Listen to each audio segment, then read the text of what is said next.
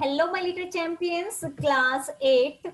This is your section 1, unit 6, last lesson. The name of lesson is last lesson. This is part 2 of the lesson. In first part, I already taught you word explanation. And this is your second part in which you will come to know question answers with full back exercise. This is the lesson of Living English Ratna Sagar publication. And you know, all the channel solution is already uploaded on the channel. So you can go to the channel, check the playlist. You can get writing section, grammar, and all the solutions of this book also. Thank you so much for appreciating me, guys. Thank you so much.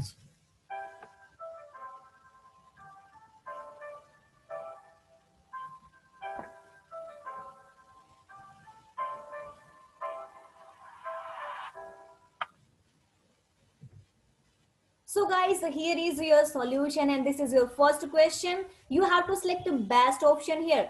French was impressed when he entered the class because जो French था वो शर्मिंदा हुआ जब वो class के अंदर enter करता है. क्यों शर्मिंदा हुआ भाई वो? He didn't know the rule about participle because उसको participle का रूल नहीं पता था इसीलिए. So B is the correct option. Second, M. Hamel wore his Sunday cloth. M. Hamel ने Sunday cloth डाले हुए थे, अपनी स्पेशल ड्रेस डाली हुई थी फॉर हिज लास्ट लेसन, अपने लास्ट लेसन के डिलीवर करने के टाइम पे. बिकॉज क्यों डाली हुई थी उसने? Because he wanted to mark the special day, क्योंकि वो इस डे को स्पेशली मार्क करना चाहता था, उसको स्पेशल डे बनाना चाहता था. As it was his last class, क्योंकि उसकी लास्ट क्लास थी. French wished he could recite the rule of participles correctly because अब जो फ्रेंच था उस वो कैसे अपने लेसन को करेक्टली रिसाइट कर पाया, कैसे कर पाया? क्योंकि उसने विश किया था कि वो उसने बहुत अच्छे से इसको लर्न कर लिया. So D is the correct option. Fourth one, French and his classmates wanted to laugh. भाई फ्रेंच और उसके क्लासमेट हंसना भी चाहते थे और वो रोना भी चाहते थे. कब? जब ओल्ड होस्ट जो वो लेटर्स की स्पेलिंग वहां पर बोल रहा था. क्यों करना चाहते थे वो? Because he was choked. Because he was choked. Choked मतलब क्योंकि उसका जो गला था बिल्कुल बंद हो गया था इमोशंस की वजह से. And he could not recite properly, और वो प्रॉपरली उसको रिसाइट नहीं कर पा रहा था. अब यहाँ पर इमोशंस का मेन पॉइंट आता है क्योंकि वो इमोशनल था और इमोशन होने की वजह से उसका गला बिल्कुल बंद सा हो गया था, जिसकी वजह से उसकी साउंड क्लियरली नहीं आ रही थी. और इसी वजह से इनके लिए ये हंसने की भी बात थी और सेकेंडली रोने वाली बात क्यों थी? क्योंकि यहाँ पर जो थे उस ओल्ड पर्सन को वहां पे उनके साथ बैठना पड़ रहा था. The next is here B question. Oh, the wretches, that was what they had put up at the town hall. अरे wretches means बेचारे, अभागे, और you can say miserable people. तो कहते हैं कि अरे अभागे लोगों, तो क्या ये वही चीज थी जो बुलेटिन बोर्ड पर लगी हुई थी टाउन हॉल में? So who does the wretches refer to? यहाँ पर रैचेस किसको बोला गया? तो अपने आप को ही बोल रहा है यहाँ पर. The wretches means miserable. Wretches का मतलब होता है माइजरेबल, अभागे, बेचारे. तो यहाँ पर अपने आप को ही बोल रहा है फ्रेंच को. Okay, refers to French in this line. What had they put up at the town hall? Town hall पे, टाउन हॉल में उन्होंने क्या मतलब लगा रखा था? क्या लगाया हुआ था? They had put up the order which came from Berlin. उन्होंने यहाँ पर उस ऑर्डर को लगाया हुआ था जो कि बर्लिन से आया था. वो ऑर्डर क्या था? टू टीच ओनली जर्मन, कि सिर्फ जर्मन पढ़ानी है in the schools of Alsace and Lorraine. Alsace और लॉरेन सिटी के स्कूल्स में सिर्फ फिर जस्ट जर्मन लैंग्वेज ही पढ़ानी है, फ्रेंच लैंग्वेज नहीं पढ़ाई जाएगी. एट द टाउन हॉल, तो टाउन हॉल में यही ऑर्डर जो था वो पेस्ट किया हुआ था. I was amazed to see how well I understood it. मैं बहुत सरप्राइज था कि कितना इजिली मैं इसको समझ गया. Why was French amazed? वो इतना अमेज, इतना सरप्राइज क्यों था यहाँ पर? French was amazed because that day he understood. क्योंकि उस दिन वो बिल्कुल सब कुछ समझ गया था. Okay, French lesson easily and very well, बहुत अच्छे से उसको समझ गया था. B part, why did French understand it? अब वो उसके पीछे रीजन क्या था, वो क्यों उसको इतने अच्छे से समझ गया था? French understood it as he was listening the last lesson very carefully and with concentration. अब जब भी आप concentration के साथ और carefully किसी चीज को सुनते हो तो आपको बहुत जल्दी समझ आती है ना. और अगर आप उसकी तरफ ध्यान नहीं देते, concentration आपका नहीं है, तो वो चीज आपको चाहे कितनी बार रिपीट करे वो आपको समझ में नहीं आएगी. सो यही सिमिलरली हैपेंड किसके साथ होता है? फ्रेंच के साथ. उस दिन वो बड़े अंडरस्टैंडिंग के साथ, बड़ी केयरफुली, बड़े कंसंट्रेशन के साथ वो उसको सुन रहा था, तो इसलिए उसको जल्दी से याद आ गया था, वो उसको समझ आ गया था. Will they make them sing in German? अब इवन द पिजन्स। वो अब यहाँ पर जो फ्रेंच है वो कहता है कि क्या ये इन पिजन्स को भी जर्मन लैंग्वेज में गाना सिखाएंगे। हु इज दे, यहाँ पर दे कौन है, दे आर जर्मन अथॉरिटीज। अब यहाँ पर जो दे है फ्रेंच ने किसको कहा है, उन जर्मन अथॉरिटीज को किया है, कहा है जिन्होंने उस ऑर्डर को पास किया था कि to teach German language from next day. जिन लोगों ने कहा था ना कि कल से जो है भाई यहाँ पर जर्मन लैंग्वेज पढ़ाई जाएगी और फ्रेंच लैंग्वेज बैन हो जाएगी, तो उन्हीं अथॉरिटीज को वो बोल रहा है कि क्या वो लोग इनको भी गाना सिखाएंगे, क्या इन पिजन्स को भी जर्मन लैंग्वेज में ही गाना सिखाएंगे। Okay, next is why does French think this. अब फ्रेंच ने ये सब क्यों सोचा, क्यों सोच रहा था वो, French thinks this because German impose their language. अब ये ऐसा इसलिए सोच रहा था क्योंकि जर्मन जो लोग थे उन्होंने थोप दी थी, इम्पोज कर दी थी उनके ऊपर अपनी लैंग्वेज, मतलब जर्मन लैंग्वेज उन्होंने उनके ऊपर थोप दी थी ऑन फ्रेंच, फ्रांस लोगों के ऊपर, as they were defeated by them, क्योंकि जो फ्रांसीसीज थे, जो फ्रेंच थे, उनको हरा दिया था किन्होंने, जर्मन लोगों ने। तो इसलिए उन्होंने अपना जो है वो रूल उनके ऊपर लगा दिया कि भाई आपकी तो लैंग्वेज हम यहाँ पर बैन कर देंगे, आपकी लैंग्वेज नहीं पढ़ाई जाएगी, अब हम अपनी लैंग्वेज को यहाँ पर पढ़ाएंगे। The next question, work in pair, imagine that years later। अब यहाँ पर आपने पेयर में वर्क करना है और इमेजिन करना है कि कई सालों के बाद आपने एमएमएल का इंटरव्यू लिया और आपने पूछा उसका लास्ट लेसन जो था एलसेज में वो कैसा रहा। आप रोल प्ले कर सकते हैं, यहाँ पे इंटरव्यू ले सकते हैं, मतलब एक इंटरव्यू लेगा और दूसरा एमएमएल का रोल प्ले करेगा। तो यहाँ पर 2 स्टूडेंट्स रोल प्ले कर सकते हैं, तो एक इंटरव्यू बन के इस तरह से कुछ भी क्वेश्चन को पुटअप कर सकते हैं। So I have given you some questions and as well as answer also, so you can follow this, like otherwise rest also you can do accordingly। Interviewer जो वो क्या बोलता है, sir how did you feel when you got order from Berlin. Sir आपको कैसा लगा था जब बर्लिन से ऑर्डर आया था। एमएमएल कहता है I felt nervous that time, मैं तो बहुत नर्वस हो गया था। इंटरव्यूअर पूछता है how was your last day in the school, school में लास्ट डे कैसा था आपका। एमएमएल कहते हैं it was very emotional for everybody, भाई सबके लिए बहुत इमोशनल था वो दिन। इंटरव्यूअर फिर से पूछता है did you meet them again, क्या तुम दोबारा उनसे मिले।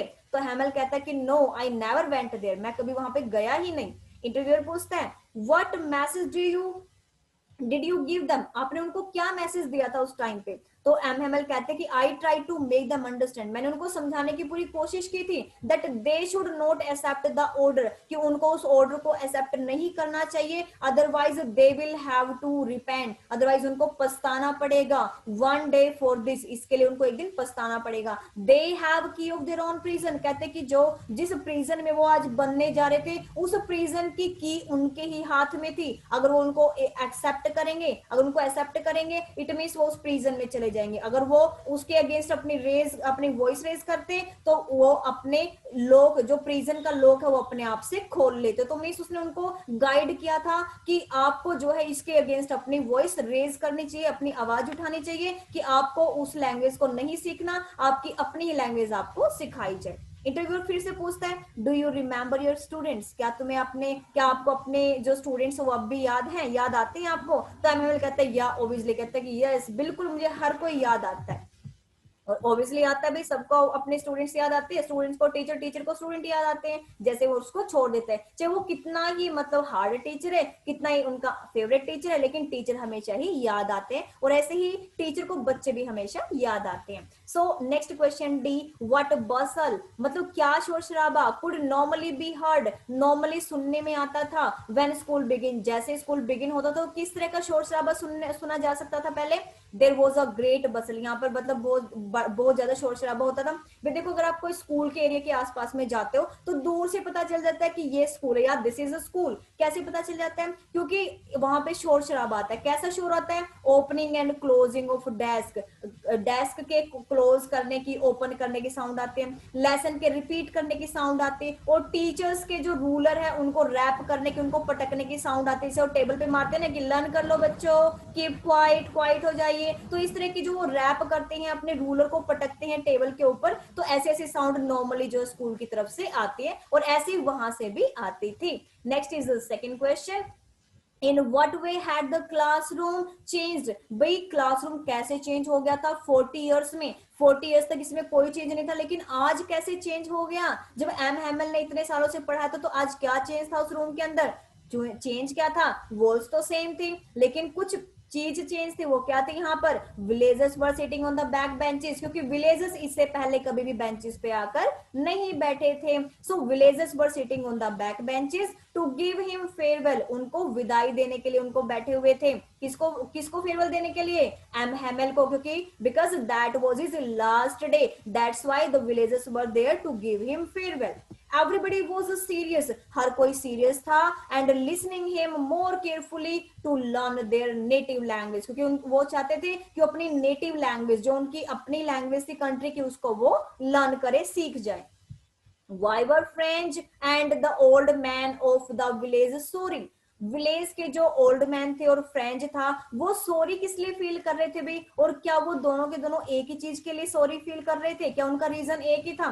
सो they were sorry for not paying heed, भाई वो जो है वो सॉरी फील कर रहे थे किस लिए, क्योंकि उन्होंने कभी, हीड का मतलब होता है अटेंशन देना, ध्यान देना, उन्होंने कभी अपनी लैंग्वेज की तरफ कभी ध्यान ही नहीं दिया था, नेटिव लैंग्वेज की तरफ। और बिल्कुल सही है कि दोनों के दोनों एक ही चीज के लिए सॉरी फील कर रहे थे, क्योंकि ना तो बच्चों ने कभी ध्यान दिया और ना ही कभी जो विलेजर्स थे उन्होंने ध्यान दिया अपनी लैंग्वेज की तरफ। So now come to solution of E part. I had counted on the commotion to get to my desk without being seen. भाई वो चाहता था, क्या चाहता था, he wanted to enter in the room without being noticed by anybody else, but he couldn't, लेकिन वो नहीं कर पाया, लेकिन उसको फिर भी किसी न किसी ने नोटिस कर लिया। So what does count on something means? Count on something means क्या होता है कि किसी के द्वारा नोटिस किए जाना। So count on something means noticed by someone.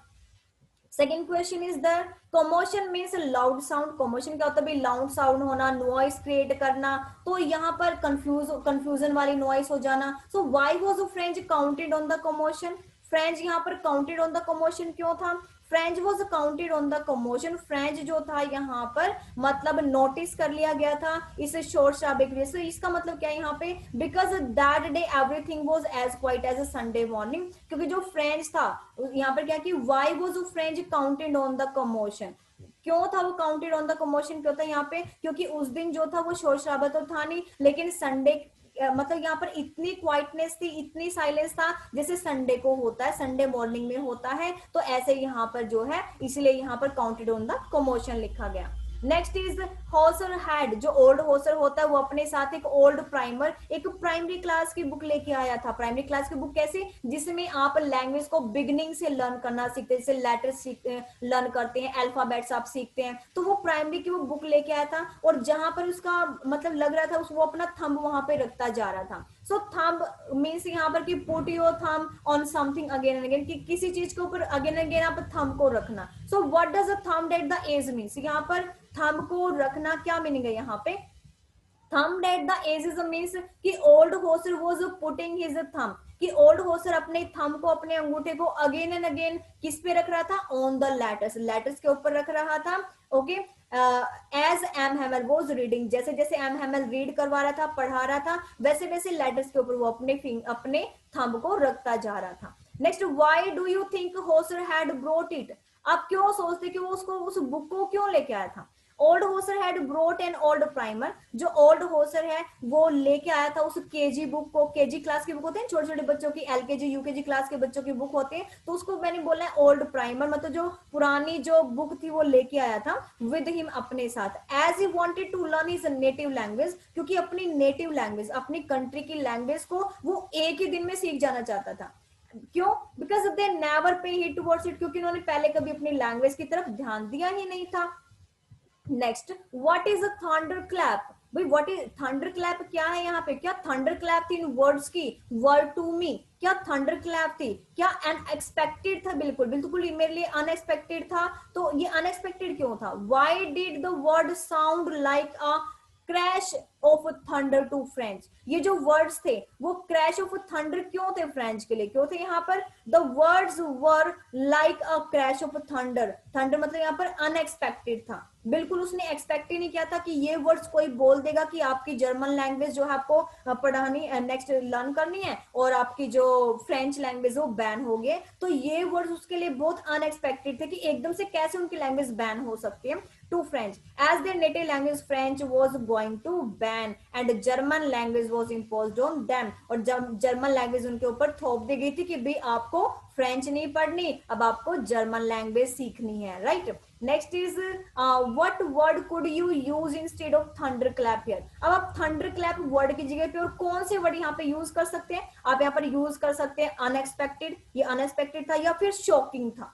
Okay, so these two words you can use in place of thunder clap. Next is given here कि आपको ये वर्ड्स गिवन है, आप इनके आगे प्रीफिक्स मतलब प्री मीन्स पहले, प्री मीन्स पहले, पहले जिस भी वर्ड के साथ अगर लग सकता है तो आपको ईएन एन वर्ड को ऐड करना है यहाँ पे। ओके, आपको ईएन एन वर्ड अगर लगता है तो करना, अदरवाइज नहीं करना। तो आपने जस्ट वर्ड के साथ ही लगाना है जिनका मीनिंग निकलता है। मैंने इनका मीनिंग भी लिख दिया है so that you will understand it very well what is the meaning of the word. Okay, अगर आप लिखना चाहे तो लिख लेना, अदरवाइज ये जस्ट आपकी अंडरस्टैंडिंग के लिए मैंने इन वर्ड्स का मीनिंग लिखा। जैसे अरेस्ट के साथ आप एन नहीं लगा सकते, ईएन एन नहीं लगा सकते। कन्फाइन के साथ भी एन नहीं लगेगा। चेन के साथ लग जाएगा एन चेन। देखो चेन के साथ एन चेन लग गया। एन चेन मीन्स क्या होता है? होल्ड विद चेन, चेन के साथ किसी को बांधना। ओके, नेक्स्ट थ्रोल के साथ लग जाएगा एंथ्रोल। एंथ्रोल मीन्स क्या होता है? टू होल्ड समबडी, किसी को पकड़ना। केस के साथ एन केस होता है। Encase means covering something completely, किसी को कंप्लीटली कवर करना।